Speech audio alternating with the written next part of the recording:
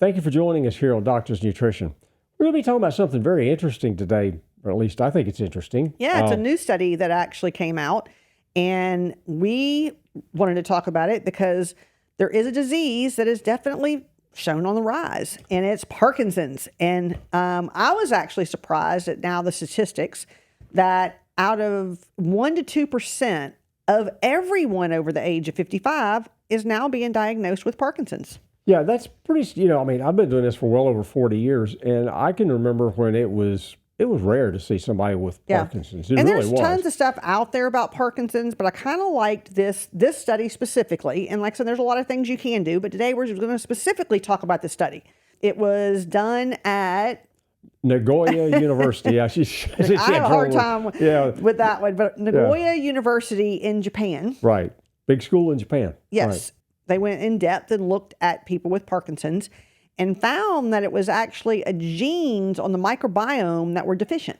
Right. In other words, the bugs that we have in our gut, okay, the microbiome, our probiotics, as everybody probably understands that term better, but those probiotics are bacteria, and those bacteria are responsible for actually breaking down a lot of our food. Right. And making things like some of these B vitamins, which showed up to be very deficient in the people with Parkinson's. That was the biggest part of the whole study, showing that because of these deficiencies in the genes of the microbiome, they were unable to synthesize B2 and B7, which that is actually, riboflavin and biotin. I mean, everybody knows biotin more than they know B7. Yeah.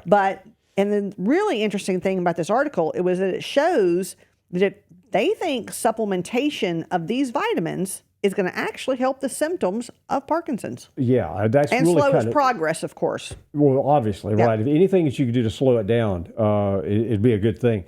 Because there's a lot of times that we'll see something come out in the research and they'll say, well, it looks like it might be a link here or something, but we don't really think it would do any good to actually supplement these things. They did. They actually suggested supplementation might be a good thing for folks with Parkinson's. And, like the B2 and the biotin.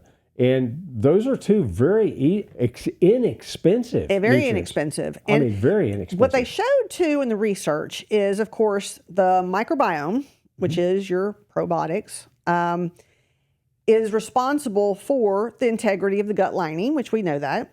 And that it, in turn, by not making B2 and B7, makes that lining a lot leakier, which is leaky gut. Yep. And leaky gut allows toxins to get into the system, and those toxins then affect the brain cells.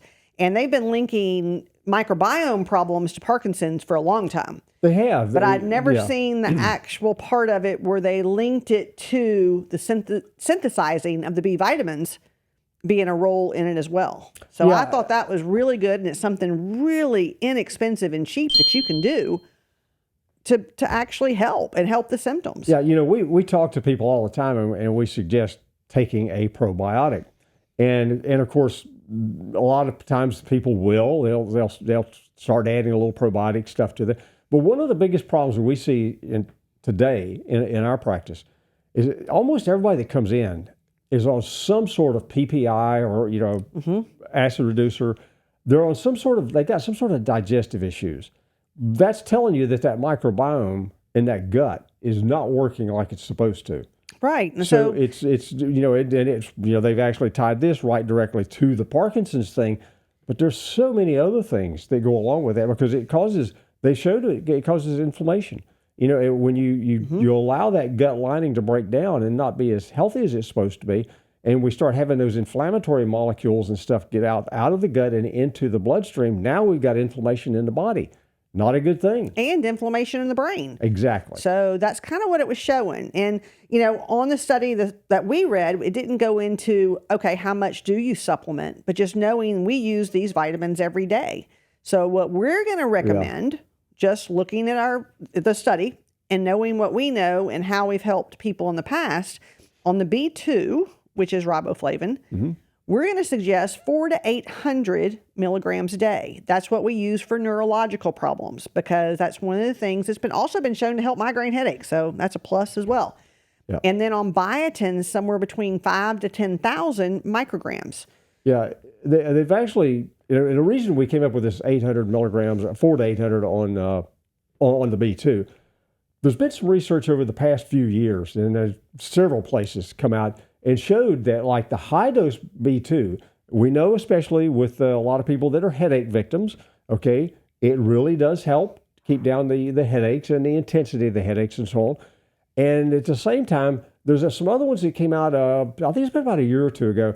There was some research that kind of came out and said, well, you know, if 400 does good, let's double that and see what happens. And they actually saw some good improvement based on that level too. So, you know, we just kind of automatically say 4 to 800, and the one that we use is a 400 milligram tablet. Right. So take 2 a day. And like I said, in biotin, another very inexpensive B vitamin.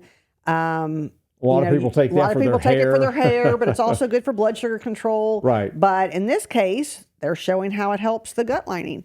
So those are 2 easy things you can do. We also always suggest Parkinson's patients take a probiotic, and we always say at least 50 billion or more. So that's what we suggest. And just to let you know, if you do take the B2, you are going to have fluorescent yellow urine, and that does not hurt you. No. So I do always warn people, because it freaks them out, because it looks like a highlighter when you take that much. So when you take high doses, that is the B vitamin that makes yellow urine. So yes, it is. That's kind of our suggestions after looking at the study, but we think it's a really good study.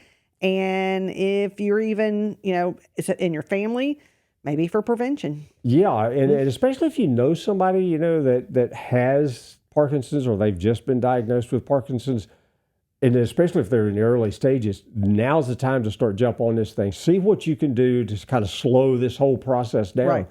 And if taking some very inexpensive nutrients like B2 and biotin can slow down that process, it's well worth the bucks. It's definitely worth a try. Yes, it is. We appreciate you joining us here this morning. Hopefully you took a little bit away from this, and I think maybe, you know, if you take this information and apply it in your daily life, or someone that you know in their daily life, I think they'll see some benefit from it, don't you? I do. All right. Thank you again for joining us. Be sure and hit that subscribe and that like button if you like this. Thank you so much.